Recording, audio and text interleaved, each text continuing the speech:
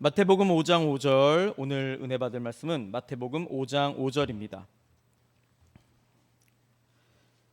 한 절이죠. 우리 크게 한 목소리로 같이 읽도록 하겠습니다. 온유한 자는 복이 있나니 그들이 땅을 기업으로 받을 것임이요. 아멘. 샬롬. 주님의 평강이 당신과 함께 하길 소망합니다. 우리 옆 사람과 인사하겠습니다. 평강이 당신과 함께 하길 소망합니다.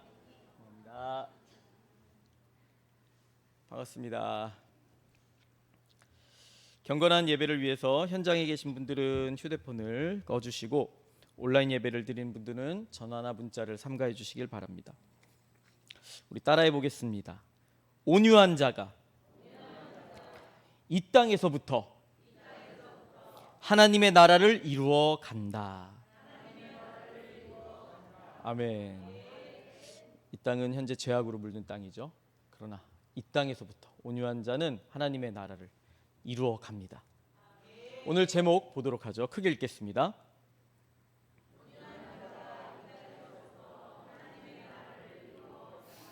아멘. 우리는 현재 주일마다 예수님의 공식적인 첫 설교라고 할 수 있는 산상수훈 중 팔복을 살펴보고 있습니다. 오늘은 세 번째 복인 온유한 자의 복을 알아보겠습니다.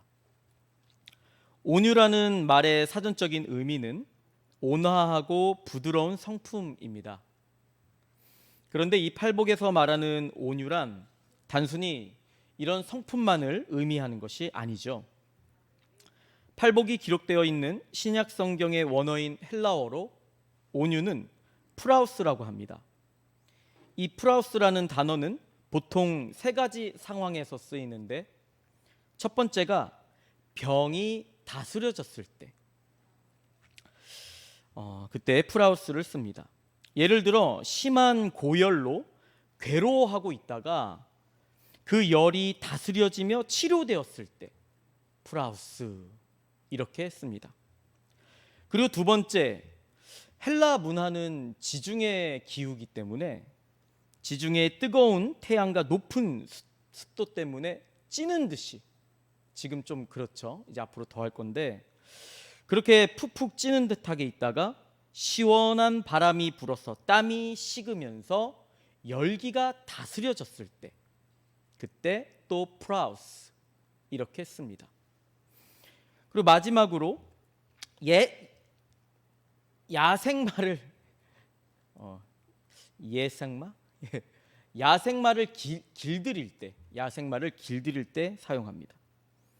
처음 잡혀온 야생마가 주체할 수 없는 질주 본능 때문에 마구 달리다가 조련사에 의해서 다스려져서 멈추랄 때 멈추고 달리라 할 때 달리는 그 모습을 보고 프라우스, 온유라고 합니다.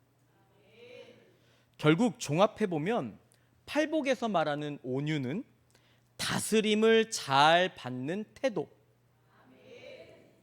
이걸 영적으로 얘기하면 하나님의 다스림을 잘 받는 태도를 말하는 거죠. 설마 사탄과 욕심의 다스림을 잘 받는 태도를 온유라고 하진 않겠죠. 하나님의 다스림을 잘 받는 태도를 온유함, 프라우스라고 하는 것입니다. 참고로 지난주에 말씀드렸다시피 팔복은 일단 개별적으로 자세히 살펴봐야 하지만 반드시 통합적으로 연결해서 이해해야 큰 유익을 얻을 수 있다고 했습니다. 그러면 지난 시간까지 배운 복을 오늘의 온유한 복과 연결해서 한번 생각해 볼까요? 팔복의 첫 번째 복은 심령이 가난한 것인데, 하나님 앞에서 겸손히 자신이 죄인임을 깨닫고 마치 마음에 파산 맞은 것 같은 그러한 가난한 심령을 지닌 자가 복된 자이고, 이런 자만이 팔복의 두 번째 복인 애통함, 그 애통을 할 수 있는 것입니다. 이렇게 애통해하는 사람만이 자신의 생각과 뜻 그리고 혈기를 꺾고 온순하게 하나님의 다스림을 잘 받아들이는 진정으로 온유한 자가 될 수 있죠. 이렇게 팔복을 연결해서 이해의 폭을 넓히는 것이 참 좋은 거예요. 중요하고. 참고로 드린 말씀이고, 다시 오늘 말씀으로 돌아와서 온유만을 집중적으로 살펴보도록 하죠. 온유란 하나님의 다스림을 잘 받는 태도를 말하는 것이라고 했습니다. 그런데 그러면 조금 더 이것을 좀 자세하게 한번 살펴보죠. 과연 하나님의 다스림을 받는 게 가장 잘 받는 게 어떤 태도일까? 당연히 하나님의 말씀을 귀담아 듣는 것입니다. 그 무엇으로도 씻을 수 없는 죄인인 나를 향해 하나님께서 무엇이라고 말씀하시면서 나의 잘못된 생각과 혈기를 꺾고 나를 다스리시는가를 듣는 것이, 잘 듣는 것이 가장 중요하죠. 당연한 말이지만 이것을 가장 잘할 수 있는 시간이 바로 자신이 몸담고 있는 교회에서 공식적으로 선포되는 말씀 시간, 즉 설교 시간입니다. 그래서 설교를 정말 잘 들어야 되고, 설교 시간에 졸면 영적으로 죽은 거라고 봐요. 반항하거나 불신자죠. 설교 정말 잘 들어야 됩니다. 아멘. 잘 받아들이셔야 되죠. 그런데 이뿐 아니라, 설교뿐 아니라 정말 온유한 사람은 심지어 나를 저주하는 자의 소리 가운데에서도 하나님의 음성을 듣고 다스림을 받습니다. 그러니까 자신을 무시하고 천시하고 심지어는 저주를 하는 그 소리를 통해서도 하나님께서 나의 생각과 뜻, 아집과 고집, 혈기를 프라우스, 즉 온유하게 다스리시는 것, 이것을 우리가 듣는 거죠. 하나님이 다스리시는 것을 우리가 온유하게 듣는 것입니다. 아멘. 이것의 예로 가장 적합한 성경의 인물이 바로 다윗입니다. 예전에도 말씀드린 적이 있는데, 안타깝게도 다윗은 자녀 교육에 실패한 인물이에요. 자녀 얘기하면 또 길어지니까 그냥 예전에 했다는 얘기만 하겠습니다. 아무튼 자녀들을 하나님의 법도대로 키우지 못하다 보니까 결국 아들 압살롬이 반역을 일으켰고, 그 반역을 피해 쫓겨가는 신세가 되어버렸습니다. 여러분, 자녀들 하나님의 법도대로 잘 키워야 됩니다. 그렇지 않으면 자녀들이 하나님의 뜻에 어긋난 큰 반역을 일으킬 거예요. 네, 아무튼 다윗은 사울 왕을 물리치고 왕권을 차지한 사람이기 때문에 늘 정적이 많았어요. 그래서 그 피난길을 가는데, 아들 압살롬에게 쫓겨서 피난길을 가는데 갑자기 시므이라는 옛 사울 왕의 친족이 나타나서 다윗 왕을 저주하고 모욕합니다. 망한 사울 왕의 친족이니까 다윗 때문에 망한, 인간적으로 그렇게 생각하겠죠. 그러니 얼마나 시므이가 저주를 했을까요? 잘 됐다 싶어서 다윗 왕을 마구 저주합니다. 사무엘하 16장 5절부터 읽어보죠. 바울임의 이름에 거기서 사울의 친족 한 사람이 나오니 게라의 아들이요 이름은 시므이. 그가 나오면서 계속하여 저주하고 또 다윗과, 6절도 읽을까요? 다윗과 다윗 왕의 모든 신하들을 향하여 돌을 던지니 그때 모든 백성과 용사들은 다 왕의 좌우에 있었더라. 아멘. 이런 상황에서 다윗과 함께 피난길에 오른 장수 중에 아비새라는 사람이 화나죠. 자신이 모시는 다윗 왕을 욕하는데 화나죠. 그래서 왕에게 시므이를 죽이겠다고 이렇게 얘기합니다. 허락을 받으려고 합니다. 근데 그때 다윗이 먼저 그걸 읽어보죠. 9절을 읽어보죠. 먼저 시작.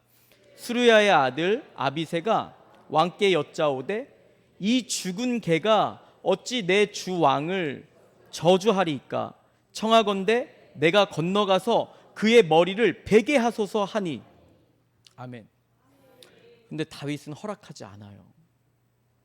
여러분이 다윗이라면 이때 어떡할 것 같으세요? 가뜩이나 지금 아들이 반란을 일으켜서 막 괴로운 상황인데 이때다 싶어서 정적이 나타나 욕을 하며 저주를 해요. 다윗이 지금 피난길에 있지만 다윗을 추종하는 군사들과 세력은 여전히 건재합니다. 반란을 일으킨 압살롬이 아들이기 때문에 싸움을 피하고 싶어서 피난길에 갔을 뿐이지 다윗에게는 여전히 심의 정도는 간단하게 처리할 수 있는 힘과 세력이 있었어요. 이때 여러분이 다윗이라면 심의를 어떻게 했겠습니까? 아마 저를 비롯한 거의 모든 사람들이 성령 충만하지 않으면 심의를 가만두지 않을 거예요. 그렇죠? 근데 다윗은 심의를 그냥 둬요. 그냥 둬요. 성령 충만한 사람이죠. 왜 그냥 뒀을까요, 여러분? 다윗은 심의의 저주를 통해서 깨달은 거예요. 자신을 경책하시고 다스리시는 하나님이시다. 돌들도 얘기하는데, 어린아이 입술로도 얘기하는데, 저 사람을 통해서 내가 이걸 잘못했구나. 뭐 자녀 교육부터 시작해서 막 여러 가지 많겠죠. 그걸 깨달은 거예요. 이어서 10절 11절 읽어보죠. 수리아의 아들들아, 내가 너희와 무슨 상관이 있느냐? 그가 저주하는 것은 여호와께서 그에게 다윗을 저주하라 하심이니 네가 어찌 그리하였느냐? 할 자가 누구겠느냐 하고, 또 다윗이 아비새와 모든 신하들에게 이르되 내 몸에서 난 아들도 내 생명을 해하려 하거든. 하물며 이 베냐민 사람이랴.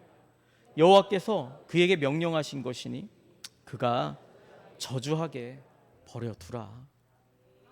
아멘. 이 상황에서 다윗이 시를 하나 지어서 하나님께 고백을 합니다. 그 시가 바로 시편 37편이에요. 그 37편의 일부분을 한번 읽어볼게요. 7절에서 11절 읽어보죠. 여호와 앞에 잠잠하고 참고 기다리라. 자기 길이 형통하며 악한 꾀를 이루는 자 때문에 불평하지 말지어다. 분을 그치고 노를 버리며 불평하지 말라. 오히려 악을 만들 뿐이라. 진실로 악을 행하는 자들은 끊어질 것이나 여호와를 소망하는 자들은 땅을 차지하리로다. 잠시 후에는 악인이 없어지리니 네가 그곳을 자세히 살필지라도 없으리로다. 그러나 온유한 자들은 땅을 차지하며 온유한 자들은 땅을 차지하며 온유한 자들은 땅을 차지하며 풍성한 화평으로 즐거워하리로다. 아멘. 오늘 본문 말씀이 온유한 자가 복이 있나니 그들이 땅을 기업으로 받을 것이미요죠. 예수님께서는 팔복 중 온유한 자를 설교하실 때 다윗의 이 고백을, 다윗이 고백한 이 시를 차용한 것입니다. 다시 한번 말씀드리지만 팔복에서 온유함이란 하나님의 다스림을 잘 받는 태도라고 했습니다. 그리고 하나님의 다스림을 가장 잘 받는 태도는 바로 하나님의 말씀을 귀담아 듣는 것이라고 했고, 더 나아가 심지어는 나를 저주하는 자의 소리 가운데서도 하나님의 음성을 듣고 그 다스림을 깨닫는 것, 이것이 바로 진정한 온유함입니다.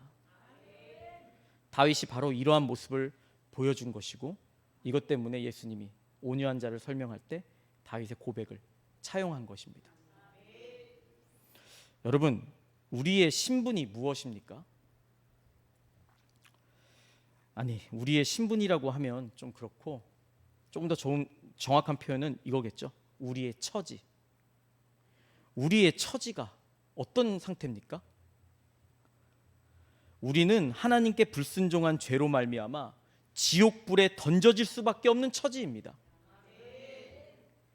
그래서 사실상 우리 모두는 우리가 지은 죄로 인하여 누구에게나 마땅히 저주와 모욕을 받을 수밖에 없는 존재입니다. 근데 예수님이 대신 받으셨죠. 그리고 십자가 지셨는데 우리는 작은 소리 하나 못 듣죠. 말이 안 되는 거죠. 우리 모두는 우리가 지은 죄로 인하여 누구에게나 마땅히 저주와 모욕을 받을 수밖에 없는 존재입니다.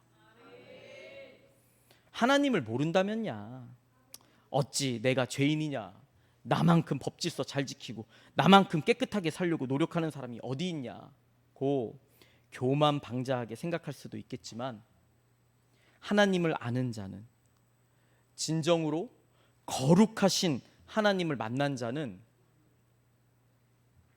결코 그런 말을 할 수 없죠. 그저 겸손히 나는 죄인 중에 괴수입니다. 신앙생활이 더 깊어지면 깊어질수록, 말씀을 들으면 들을수록 이 죄를 어찌할꼬, 나 같은 죄인 살리신 그 은혜 감사에 고마워, 괴수를 살리셨구나, 이 고백이 터져나오죠. 내 생각으로, 내 마음으로, 내 눈으로, 내 손과 발로 감히 거룩하신 하나님 앞에 설 수 없는 끔찍한 죄를 저지른 저는 그런 죄인입니다. 그리고 주님 앞으로 달려 나오죠. 뭐라 말씀하시면 그저 귀담아 듣죠. 듣고 끝납니까? 듣는다는 얘기는 뭐예요? 그 말씀대로 행한다는 얘기고.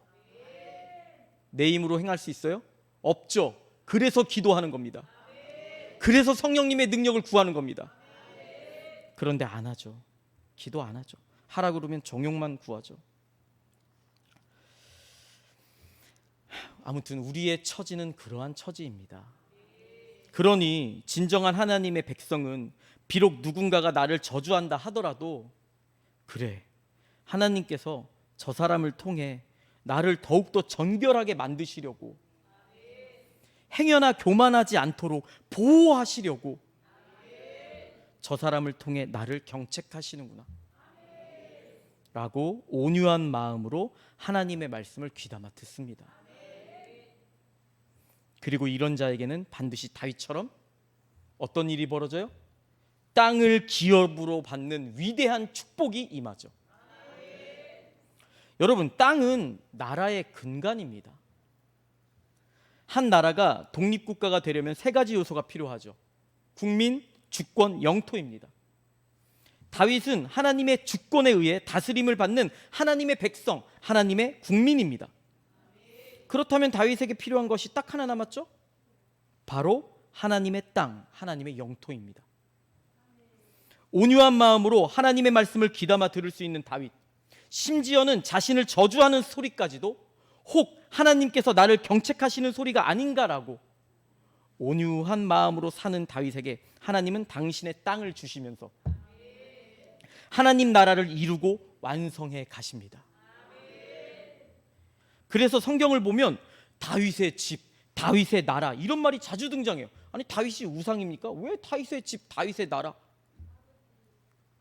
이것은 우리를 구원할 메시아, 즉 예수님께서 완성하실 하나님 나라가 그 온유함을 보여준 다윗의 나라 속에 감추어져 있음을 암시하는 거예요.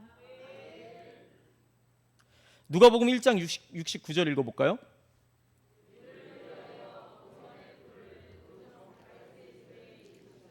마가복음, 다윗의 나라여 가장 높은 곳에서 호산나 하더라. 이 마가복음, 지금 읽은 마가복음은 예수님께서 예루살렘에 입성하실 때 사람들이 환영하는 장면이에요. 예수님이 오는데 오는 다윗의 나라여, 이렇게 고백하는 겁니다. 다윗에게 준 땅, 즉 다윗의 나라가 예수님께서 이루시고 성취하시며 완성하실 하나님 나라가 된다는 것을 백성들의 입술을 통해서 고백하게 하신 것입니다. 여러분, 하나님의 나라를 이루며 살아가는 구원받은 하나님의 백성들은 온유한 마음을 지녔음을 잊지 마십시오. 온유한 마음이 무엇입니까? 다시 거듭 말씀드리겠습니다. 하나님의 다스림을 잘 받는 태도입니다. 맨날 반항하면서 예수님 믿는데요. 도대체 뭘 믿는 거예요? 그 예수님은 이름만 예수님이지. 온유한 마음은 하나님의 다스림을 잘 받는 태도입니다. 그리고 하나님의 다스림을 가장 잘 받는 태도는 바로 하나님의 말씀을 귀담아 듣는 것이고, 더 나아가 심지어는 나를 저주하는 자의 소리 가운데서도 하나님의 음성을 듣고 다스림을 받는 것이라고 했습니다. 잊지 마십시오. 여기는 아멘이 전혀 소리가 없네요. 앞에 우리 아멘 부대를 앞에 세우신 거 아닌가요? 아니, 억지로 아멘 하실 필요는 없습니다. 자원하여 하는 거지. 안타까워서 하는 얘기입니다. 우리는 그렇게 심지어 나를 저주하는 자의 소리까지도 하나님의 음성으로 듣는데 조금 강한 쓴소리라는 설교 그것도 못 듣죠.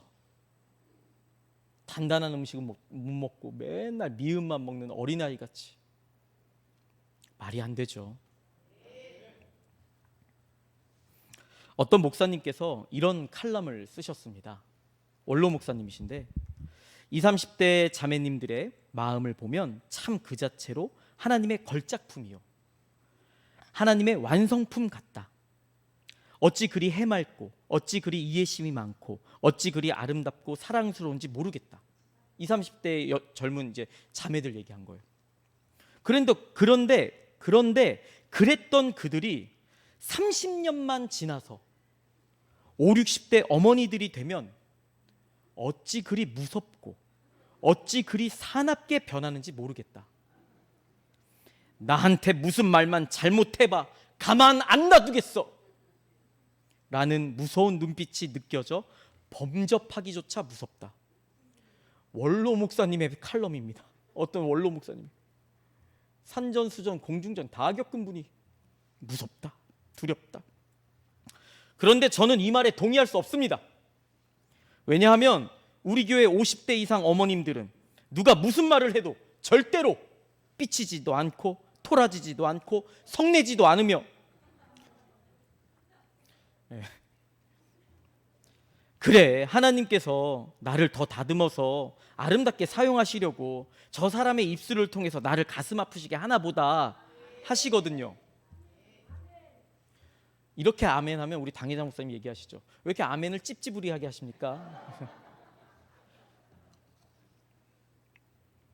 이렇게 아멘을 찝찝우리하게 한다는 얘기는 제가 뭔가 잘못 알고 있다는 거죠. 그러니까 이게 아니라 다른 사람이 나를 뭐라고 하는 건 뭐 둘째치고라도 아무리 설교라도 나를 건드려 봐라. 나를 건드려 봐라. 내 잘못을 지적해 봐라. 나한테 뭐라고 말 한마디만 잘못해 봐라. 아무리 설교라도 절대로 용서하지 않겠다라며 무서운 눈빛을 보내고 계시는, 이것이 현실이기 때문에, 이것이 싫어하기 때문에 아까 아멘을 찝찝우리하게 하신 것입니까? 오늘 발음 진짜 안 되네요. 뭐 사실 50대 이상 우리 어머님들만의 문제가 아니라 50대 이상 아버님들도 참 무섭죠. 감히 네가 나의 자존심을 건드려? 어라? 선을 넘네? 여러분, 하나님의 말씀은 늘 여러분이 정한 선을 넘을 겁니다. 뭘 정하셨는지 모르지만 늘 넘을 거예요.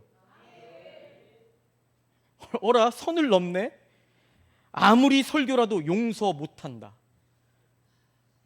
제가 설교할 때 가끔, 아니 자주 이런 무서운 눈빛을 보기도 합니다. 그래서 제가 여러분 빨리빨리 이렇게 지나가는 게 누구 왔구나 그냥 이렇게 보는 거지 눈빛 교환 잘 안 하려고 해요. 제가 눈빛을 교환하면 진짜 정말 참 감사해요. 진짜 제가 위로받는 사람이에요. 좀 이렇게 말씀 잘 듣고, 주여 말씀하소서 주의 종이 듣겠나이다. 제 종이 아니에요. 저는 그냥 스피커예요. 하나님의 말씀을 전하는, 그러니까 하나님의 말씀 듣겠습니다. 저 부족한 종이 전하더라도 듣겠습니다. 주님 말씀하소서. 그런 자들은 제가 눈빛 교환 좀 해요. 이제 다 해야겠네. 또 이제 몇몇만 하면 이제 또 삐지시니까. 근데 목사도 무서울 때가 있어요. 내 말 하기만 해봐. 여러분 그러시면 안 돼요. 아무것도 모르는 어린아이가 여러분의 죄를 지적해도 그래, 나 같은 죄인이 마땅히 들을 얘기지. 우리 하나님께서 내가 혹 교만할까 봐, 야 나를 얼마나 사랑하시기, 저 아무것도 모르는 애 입에서 내 죄를 들먹이시나? 야 나 진짜 나를 사랑하시는구나. 내가 교만할까 봐 나를 더욱 정금같이 만들어 하나님 나라를 이루어 가시기 위해서 저 사람의 입을 통해서 나를 경책하시나 보다, 나를 채찍질하시나 보다, 나에게 경고하시나 보다 라는 온유한 마음으로 하나님의 다스림을 받으셔야 합니다. 예수님께서는 친히 당신의 성품을 온유하고 겸손하다라고 말씀하셨죠. 마태복음 11장 읽어볼까요?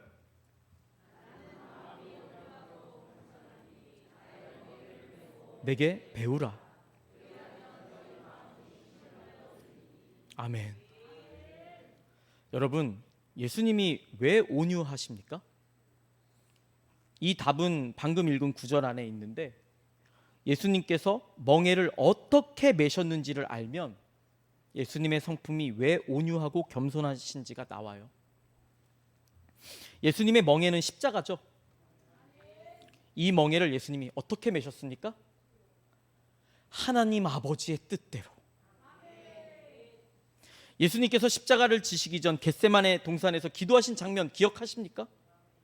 땀방울이 핏방울이 될 때까지 기도하셨는데, 예수님은 100% 하나님이시지만 동시에 100% 인간이셨기 때문에 십자가의 고통 앞에서 너무 두려우셨어요.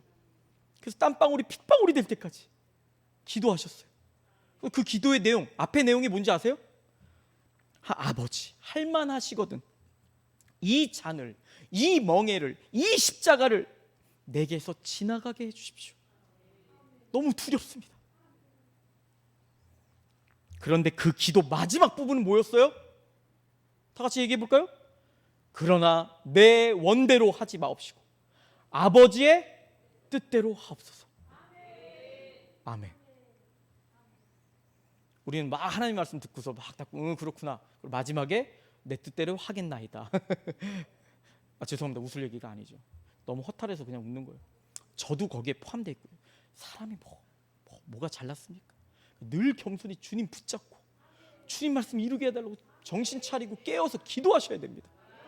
안 그러면 100% 그렇게 될 거예요. 어떻게? 말씀 잘 듣고 처음엔 말씀 들어요. 그리고 마지막에 정말 결정적인 순간에 뭐예요? 내 뜻대로 하겠나이다. 주님이 좀 이 뜻에 맞춰 주시옵소서. 예수님의 그 기도 한번 읽어보죠. 마태복음 26장.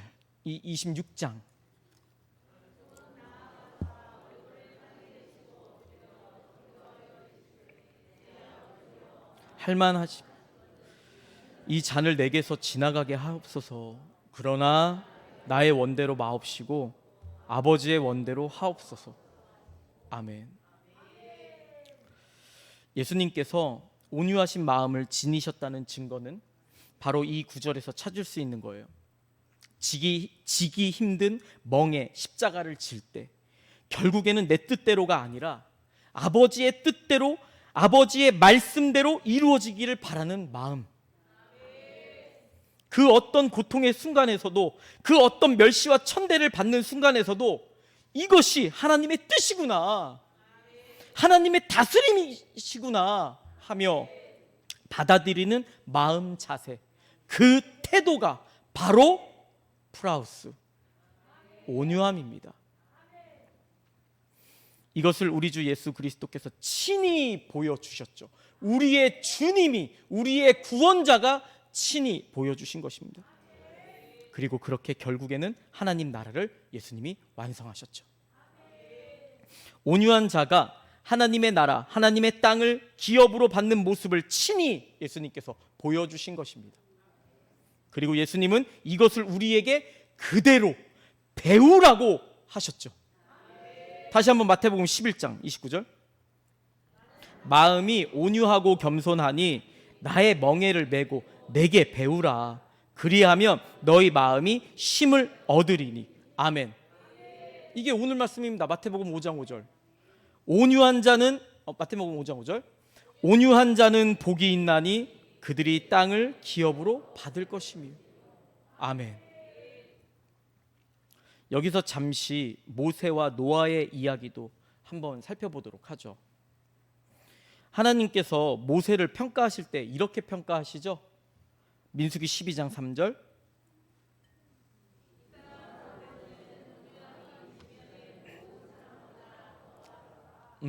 아멘. 이런 평가가 나온 배경은 이렇습니다. 모세의 형과 누나였던 아론과 미리암이 모세를 향해 하나님이 너하고만 말씀하시냐? 우리하고도 말씀하신다. 우리도 선지자다. 이러면서 모세에게 반기를 들죠. 여러분 생각해 보십시오. 모세는 지금 최소 300만이 넘는 이스라엘 백성들의 최고 지도자입니다. 남자만 계셨을 때 200만, 그러니까 최소 300만, 400만.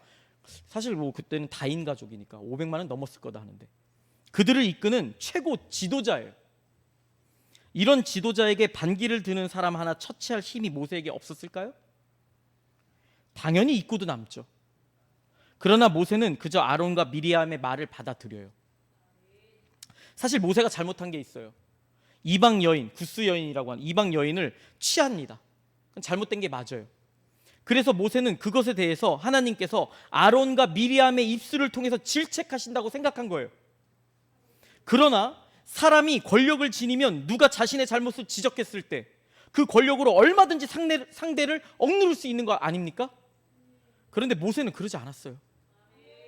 그저 아론과 미리암의 질책을 겸허히 받아들이죠.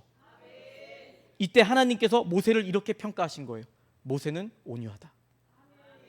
한번 그 구절 다시 읽어볼까요? 1절에서 민수기 12장 1절에서 3절까지 읽어보겠습니다.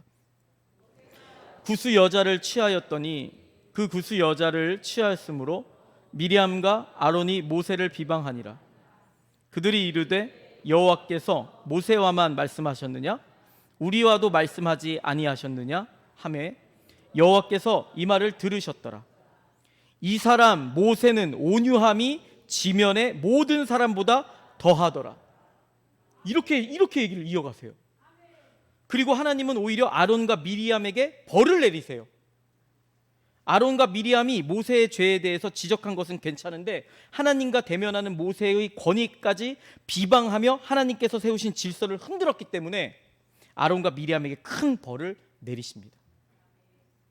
모세가 벌을 내린 게 아니에요. 모세는 받아들였어요. 그걸 보고 이 사람 모세 온유함이 지면에 그 어떤 것보다 크다.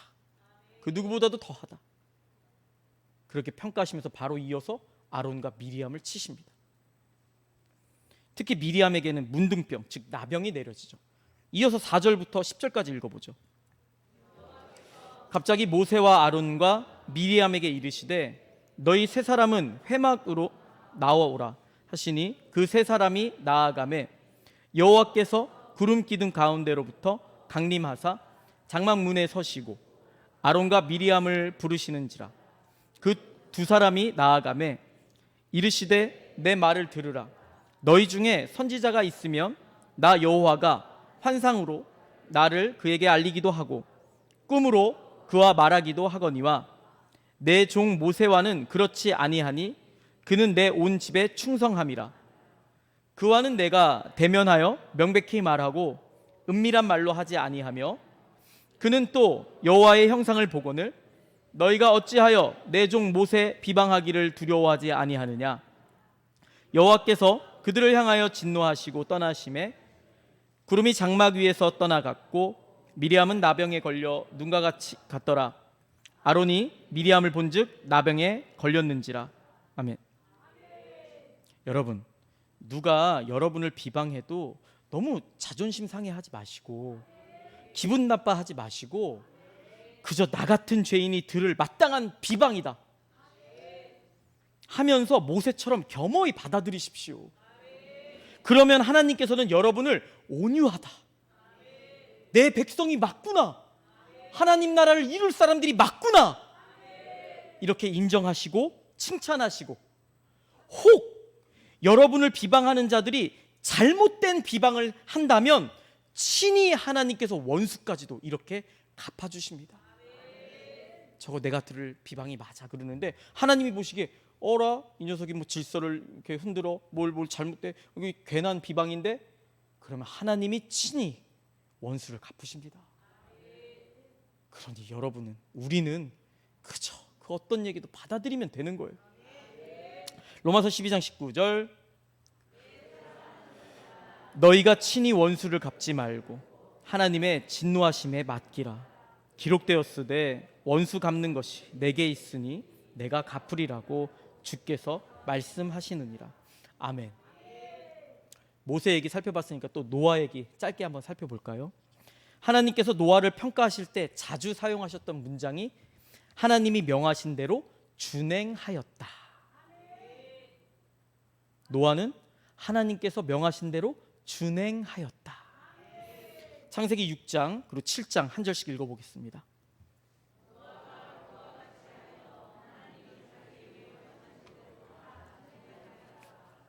노아가 여호와께서 자기에게 명하신 대로 다 준행하였더라. 아멘. 설교를 제대로 들었으면 좀 느낌이 오실 텐데 여기서 여호와 하나님께서 명하신 대로 다 준행하였다 라는 말은 온유하다는 말과 같은 말입니다. 온유가 뭡니까? 다시 한번 말씀드립니다. 하나님의 다스림을 잘 받는 태도를 뜻하는 것입니다. 특별히 하나님의 다스림을 가장 잘 받는 태도는 바로 하나님의 말씀을 귀담아 듣는 것이라고 했죠. 당연히 귀담아 듣는다는 말은 듣고 끝내는 것이 아니라 귓등으로 넘긴다고 하나요? 귓등으로 듣는다고 하나요? 귓속으로 안 듣고 그냥 이렇게 넘어간다는 건 그게 아니죠. 정말 듣고 들은 대로 행한다라는 뜻입니다. 믿는다라는 말을 저 주님 믿어요. 믿는다니까요. 뭐 사람 믿듯이 그게 아니죠. 믿는다라는 뜻이 뭡니까? 하나님의 말씀, 그 지식, 무엇을 믿는지를 알고 동의하고 신뢰, 내 삶을 던지는 거죠. 순종하는 거죠. 거기까지 가야 믿음이죠. 듣는다는 말도 똑같습니다. 아니 하나님의 말씀을 귀담아 듣는다는 얘기가 뭡니까?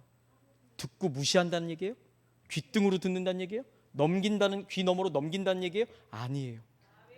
듣고 마음판에 새기고 이거 어떻게 이룰까? 내 힘으로 안 되는구나. 주여 도와주시옵소서. 구하고 찾고 두드리면 성령님 임하셔서 성령을 따라 행하게 하시죠. 듣는다는 얘기는 주님의 말씀을 하나님의 말씀을 귀담아 듣는다는 얘기는 준행한다는 얘기입니다. 그의 뜻대로. 아멘. 노아는 무려 120년 동안 하나님의 말씀에 순종하여 방주를 만들었습니다. 그것도 어디다 만들었어요? 동해바다 산 위에, 그냥 적당한 산, 높은 산 위에, 큰 배를 높은 산 위에 만들었습니다. 아니 배를 만들려면 바다에 만들어야지.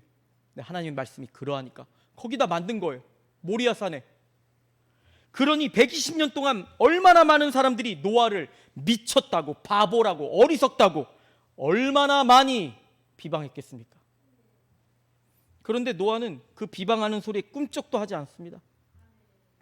오히려 비방이 더해지면 더해질수록 하나님의 뜻이 이루어지는 날이 다가오는구나. 그러며 묵묵히 120년을 온유한 마음으로 하나님의 말씀대로 준행해 나갔습니다. 우리는 예수님 믿는다고 싫은 소리 80년도 못 듣죠. 100년도 못 듣죠. 그 싫은 소리가 세상 사람들이 하는 얘기도 있겠지만 설교 시간에 하는 얘기도 못 듣는 경우가 있죠. 그럼 쓰겠습니까? 안 되죠. 노아는 120년 동안 정말 누가 봐도 무식한 짓. 저거 예수님 믿어서 되겠나?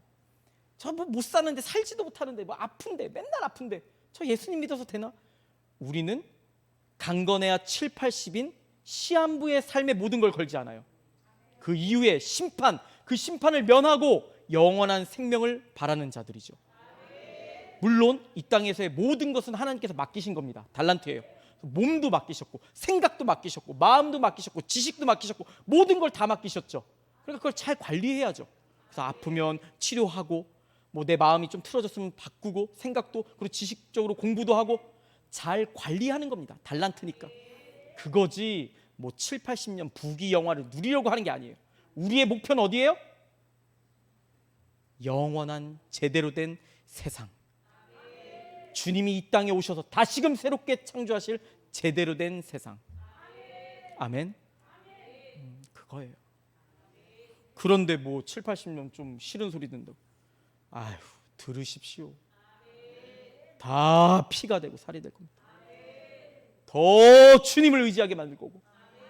저 사람이 날 욕했는데 난 주님을 더 의지해. 사탄이 막 어떻게 내 죄를 알고 다 막 그냥 뭐 쑤시든 막 쑤시고 막 누더기 뭐라고 그러죠? 뭐 오늘은 단어도 생각 안 나요. 망신창이를 만들고 뭐 내 마음을 막 누더기 아무튼 뭐 그렇게 만들어요. 속된 표현은 걸레로 만들어요. 걸레로. 그래도 상관없어요. 그러면 그럴수록 더 주님을 의지하고 더 나 같은 죄인 살리신 그 은혜 감사하고 고맙다고 고백하고 더 순도 100%의 하나님의 정금과 같은 백성이 되죠. 아멘. 여러분, 우리의 온유함은 주님께서 다시 오셔서 이 땅에 하나님 나라를 온전히 완성하시는 날까지 묵묵히 계속돼야 합니다. 언제까지 이래야 돼요? 언제까지 욕먹어야 돼요? 언제까지 저 어린 사람한테 쓴소리 들어야 돼요? 주님 오실 때까지. 그리고 제가 좀 나이가 들면 이제 뭐 좀 저보다 어린 사람이 더 많아지겠죠? 그럼 그런 소리도 못 하고 아우 저 뭐라고 표현하죠? 그 안 좋은 표현 있잖아요. 어른한테 예. 꼰대? 뭐 꼰대? 죄송해요. 이런 표현 써. 아우 저 사람 그런 말 들어야 돼. 언제까지 들어야 돼요? 주님 오실 때까지. 그리고 그 말이 우리를 살릴 겁니다. 방법이 없거든요. 주님을 의지할 수 있는 방법밖에 없거든요. 막 죄에 대해서 선포하는데 어디서 해결할 거예요? 주님밖에 없거든요. 더 주님을 의지하게 될 겁니다. 이런 모습을 노아가 120년 동안 보여주네요. 이제 오늘 말씀을 맺도록 하겠습니다. 저는 우리 모두가 프라우스, 온유한 자가 되어 하나님의 다스림을 잘 받는, 특히 하나님의 말씀을 귀담아 듣고 사는 귀한 존재가 되기를 소망합니다. 심지어는 나를 비방하는 자들의 말까지도 하나님께서 나를 다듬으시기 위해 하시는 말이구나 생각하고 받아들이는 진정으로 온유한 복된 자가 되기를 소망합니다. 그러한 자만이 귀한 하나님의 땅을 기업으로, 유업으로 받는 자가 돼서 하나님의 나라를 이 땅에서부터, 죄악으로 물든 이 땅에서부터 이루어 갈 것입니다.